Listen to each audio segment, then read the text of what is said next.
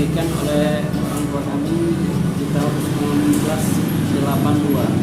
Terus lagi banyak pertanyaan kenapa prosesnya tetap dipertahankan dengan proses menggunakan cara yang tradisional, karena memang kami tetap berpegang dengan cara tradisional biar menghasilkan cita rasa yang khas melalui dengan menggunakan kayu bakar pelawang dicampur dengan kopi, menggunakan kopi asli Sumatera Selatan hingga menghasilkan rasa yang enak dan khas.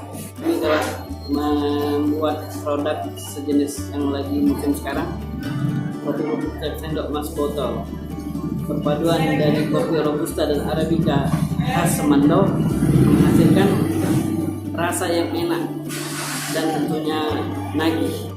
Sementara kita jualnya di toko aja, yang mau langsung ke toko. Nah, karena memang proses pembuatannya tanpa bahan pengawet, jadi sudah tentu tidak bakal tahan lama.